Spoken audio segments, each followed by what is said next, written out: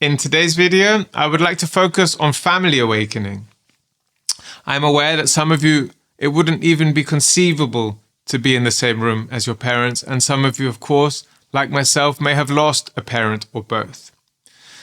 If your parents are still alive, and if you still have unresolved issues with them, now has come the time to face them, not to force it, but to welcome the idea that there is a possibility for resolution with your parents.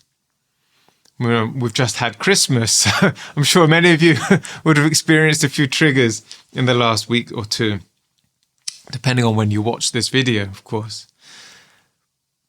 Now, our triggers are based on unexamined, unconscious, and unreasonable expectations that we've held as children. We've held our parents hostage to how they need to be and how they should behave and how they should meet our needs, and we're completely unaware of it. We have a whole catalogue of behavior that we expect from them. And when they behave in a way that doesn't fit our jigsaw puzzle, we react. We react because we feel threatened inside.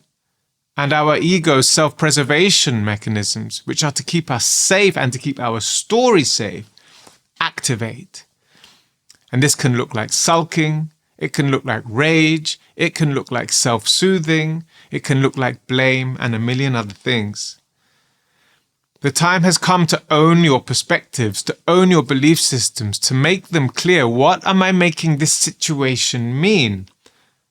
How am I translating my father's behavior into who he should be, or how he should be behaving, or how my mother should be doing that? Ni. Because that's what we're doing.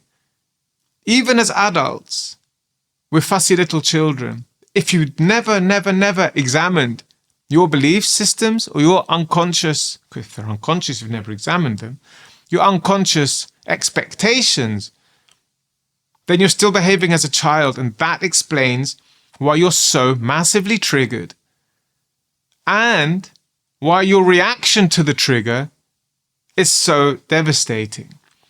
You see, it's not the trigger that's the problem. The trigger is feeling. The trigger is a reminder of your unwanted emotions based on your unconscious expectations. As a conscious feeling and awakening soul, you can handle a trigger. You know there's a messenger in the trigger.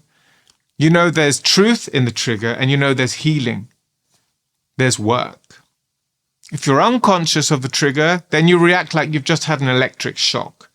Like a beach salmon flipping around, desperate to get back in the water. There's no stillness. There's no observer. There is only identification. So if you identify with the emotion in a physical reaction and your ego is protecting that behavior as the good, correct, and right thing to do, then everybody else is wrong. Everybody else is to blame. I was 37 when my family awakening started. I'd been traveling for 13 years. I love beach. I love sunshine. I'm a Frisbee freestyler. I've got a lot of things I love to do, and I love being hot. So being in England wasn't ideal. I was born in London and bred in London. I'm in London again now. Because I've released my resistance to the family, to London, to the weather. Because I was only ever running away from myself. Don't get me wrong, I'd still go back to the beach any moment, but it wouldn't be out of resistance to my family or England or the weather. So I'd like to explain briefly how that all played out. My life had hit a dead end for several years. I'd had 2 toxic relationships back to back, and my income wasn't increasing with my music performance career. I screamed at the sky, and I was desperate. I really screamed at the sky. I said, "What's going on? I'm not going to scream at you today." You don't need that.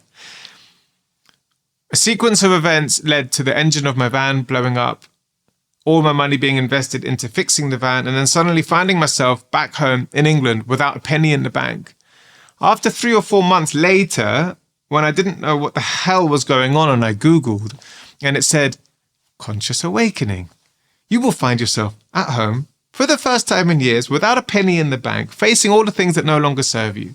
And if you're lucky, you'll have just enough energy in a day to take a short walk, and then it's back into your pain and la la la la la la la. And never did I read a more accurate description of my life at any particular stage.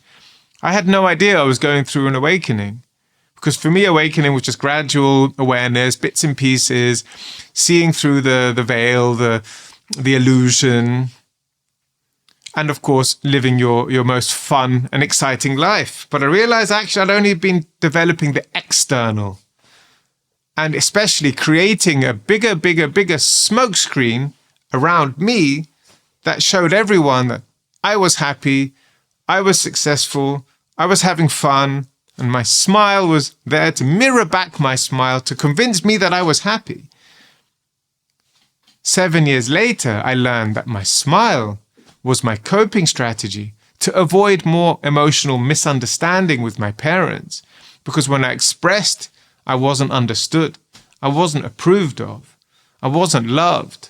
They didn't have any emotional intelligence, bless them. They were doing the best they could. So to avoid that suffering, I learned to smile. I'm okay, don't worry about me, everything good here. Others will retire to their bedroom, be alone, get on with their thing. It looks good, but that's their way of saying I've given up trying to get my emotional needs met. Others will eat a lot. Others will starve themselves. You see, we all develop different coping strategies to manage the desperately uncomfortable situations we went through as children in emotionally unintelligent and unconscious parenting, which is basically all of us. I have met a few people that had seriously switched on parents, and well done to them. But most of us didn't. Now, this is nobody's fault. This is ancestral karma. This is hereditary. It's passed on generation after generation. But as you know, it stops with you. It stops with your seeking for the responsibility in the dynamic and transforming it. Letting go of the blame, letting go of the victim, falling into love, acceptance, and there's another word I'd love to remember right now, but it's not going to come, to the parent, seeing that the parent didn't know better, loving them and accepting them just as they are. That's one of the hardest things in awakening, is actually just the letting go, not transforming, not healing, but letting go, seeing that something you're holding in your mind doesn't serve you anymore. That dream you've had, you've held on to it, and all it has done is cause you suffering. Awakening in this aspect is to see that that doesn't work and it's never worked. To go through your life and analyze, like, when has this mindset ever worked for me? And that blow to your ego's defenses when you realize it's never worked. It's delusional. Oh my God, I'm delusional. Oh yeah, in many ways. Discovering my delusions was next level suffering. And you sit in that pain. You stew in those feelings as you wake up to your delusions, to your impossible expectations of people. And that stage is the integration stage. As you have this shock to your norm, and you go through a small transformation or a big transformation into an identity crisis, where now you're stepping into a new self, a new chapter, and you don't know how to interact with people yet. And this is when you form the new dynamic, the new relationship.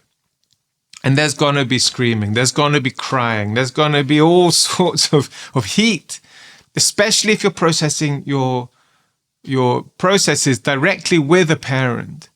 If they are capable of receiving and sharing vulnerability, awareness, to look at the dynamics that you're playing out in your family. I'm really getting the calling right now to share with you a story of how my awakening started, the very first process. So for those of you that are genuinely interested in healing with your parents, I would stay listening. I'm not into making you stay to the end of the video like a million of other YouTubers. I don't care. I want to share this video, this information, for the people that need this. That's why I make these videos. So I'd come home after 13 years away. I'd visited, but I'd never planned on staying, because every time I found myself at home in London, in my bedroom, I felt that loneliness. I felt that disconnect. I felt that despair. Now, I still had that when I was abroad traveling, but I could distract myself way easier because it was hot. There were beaches, there were parties. I was a musician. There's a million ways I could avoid it. In the times that I couldn't, it was a horror movie for me. I would just look for weed, for chocolate, for cigarettes, another tea, and just distract myself time and time again, and hoping I would just be able to fall asleep and it would be over. But of course, the next day it was the same. So a situation like this would be when I was living in my van and it would rain for 3 days and there was no escape. You see, you can't escape the darkness. And when I reached that level of frustration and the engine of the van blew up and I found myself back at home, 2 months later or so, when I had realized maybe I'm supposed to be here, maybe because I did try to get out, I really did. I was an expert at getting out. This time, somehow, I couldn't find a way. Then one day I was making a video for my other channel, my music channel, in my room, and it was a bit late, and my dad likes to sleep. And he came up and he rapped ba, ba, ba, ba, ba, on the glass panel of my door. And everything, and I mean everything, that I thought I had healed on my journeys came back. All that anguish, all that childhood pain, a wave, a tsunami of rage. And that same feeling I remembered when I was 6, 7, 8, 9, 10, 11, 12, 13, until 20, 21 years old. Wasn't just a trigger.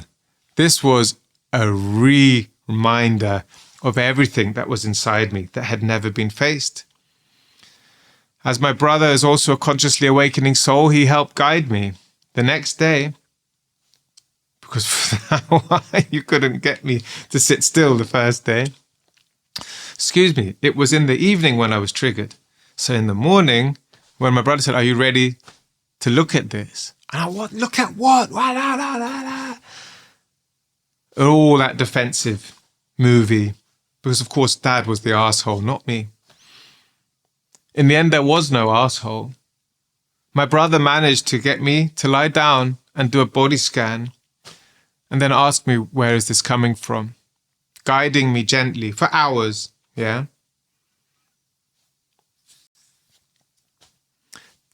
After a certain amount of time, a long time, a visual came to me, which said, it was me turning up with a tray of drinks, saying, "Here, Daddy, would you like one?" And he smashes the drinks off of the tray. And my brother said, "Wow. And is there a solution for this?" And you don't look, you just tune in and you lie there holding your pain. Your pain has the answers for all of your questions, if you can sit with it.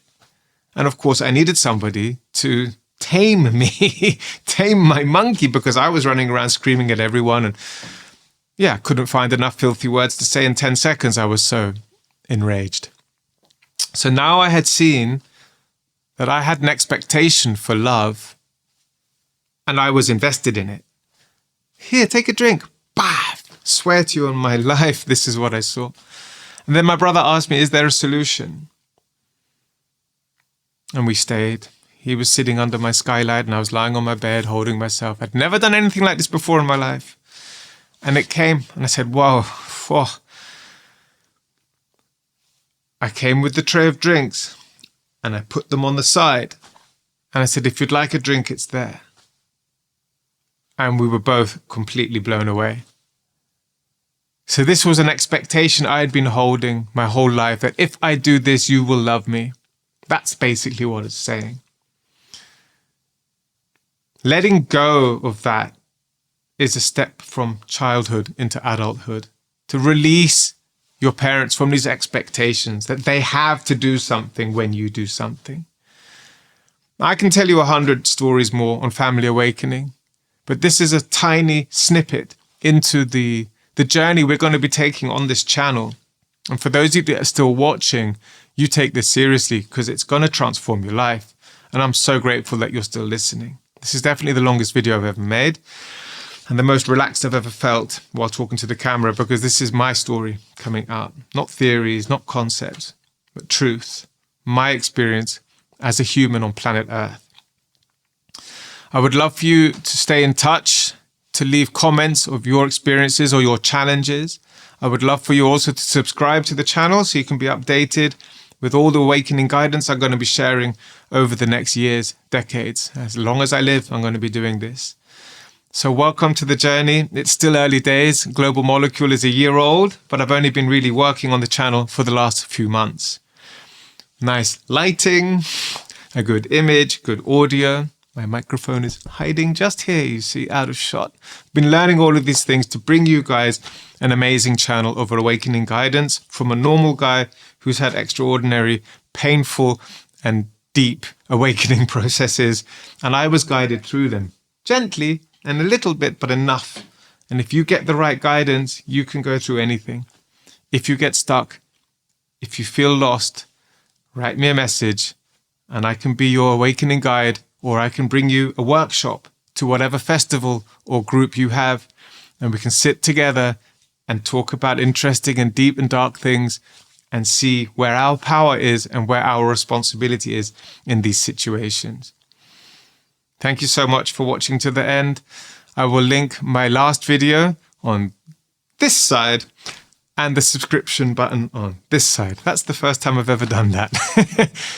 Next video, subscribe. Thank you so much, and see you in the next video.